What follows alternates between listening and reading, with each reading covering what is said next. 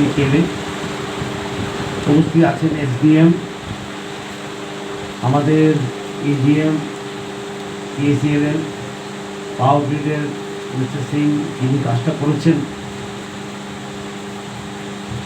এবং বন্ধুগণ, প্রেসের বন্ধুগণ। আজকে এটা উদ্বোধন হলো এই সাবস্টেশনের। কিছু বলার বেশি নেই, কারণ প্রত্যেক দিনই একটা প্রায় সাবস্টেশন আমরা উদ্বোধন করছি, আগামী দিনে আরও করব। এবং এই সাবস্টেশন হওয়ার ফলে কী হবে, ফ্লাকচুয়েশন কম হবে, ভোল্টেজের প্রবলেম কম হবে, এবং বিদ্যুতের যে গোলমাল চলছিল সেটা আধুনিকরণ করা হবে। এবং এই সাবস্টেশনগুলি আওতায় আসে প্রায় 5,327 জন কনজিউমার, ওদের সুবিধা হবে।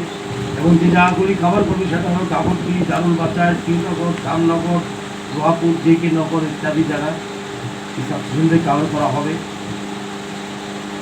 এবং এই সাবস্টেশন বানানোর সময় একটা কাজ করেছি আমরা, এখন যা লোড আছে সেটা যেমন ফুললি কভার হয়, পুরোপুরি কভার হয়, আর ভবিষ্যতে লোড যেমন নিতে পারে। কারণ আপনারা দেখেছেন প্রায় 6,29 লক্ষ টাকা ব্যয় হয়েছে। তাই আমরা চাই সাবস্টেশনটা চালু থাকুক অনেক বছর, আউট অফ ডেট যেমন না হয়ে যায়। যাই সাবস্টেশন আমরা করছি, আমরা ভবিষ্যতের লোডও হিসাব করে তুলেছি, এটা যেমন টিকসই হয়। এবং এই সাবস্টেশন আজকের থেকেই উদ্বোধন হয়েছে, আজকের থেকে চালু হবে।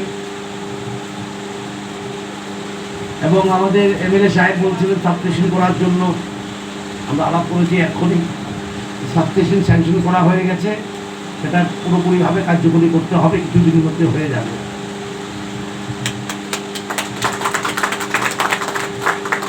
এবং আমি আশা করব এই সাবস্টেশন হওয়ার পর এই যে বিদ্যুতের চক্রতা, বিদ্যুৎ আসে যায়, ভোল্টেজের যে অনেক কমপ্লেন আসে, সেটা অনেক কম হয়ে যাবে। কিন্তু জনগণের কাছে আমাদের আবেদন থাকবে, আপনারা নিশ্চয়ই বিদ্যুৎ বিল দেবেন। কারণ বিদ্যুৎ বিল যদি আপনারা পেমেন্ট না করেন, ট্রান্সফর্মার টাকা কেনা, লাইন বসানোর কাজ, সেটা করা খুব মুশকিল হয়ে যায়। সুতরাং আমি এমডি সাহেবকে বলেছি, যেখানে অনেক বাকি পড়ে আছে বিদ্যুৎ বিলের, সেখানে একটা মেলা মতন করতে, আর সেটা সেটেলমেন্ট করতে, এই বিলগুলি যেন সেটেল হয়। কারণ আমরা গ্রাহকরা যদি আমাদেরকে বিল না দেয়, আমরা অর্থ কোথায় থেকে পাবো? এই সাবস্টেশন খরচ হয়েছে 6 কোটি টাকার উপরে, অন্যখানে খরচ হয়েছে 12 কোটি টাকা, কোনোখানে 20 কোটি টাকা ব্যয় হয় সাবস্টেশন বানাতে।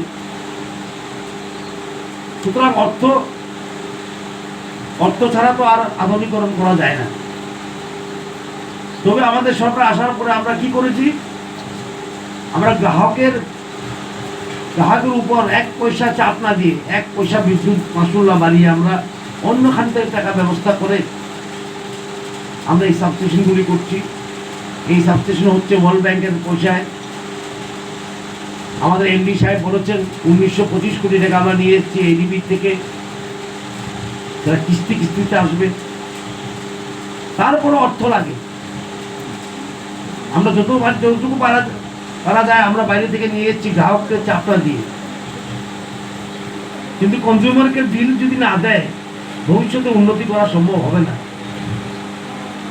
আর তখনই বিদ্যুতের চপলতা বাড়বে, বিদ্যুৎ লাইনে ফল্ট হবে।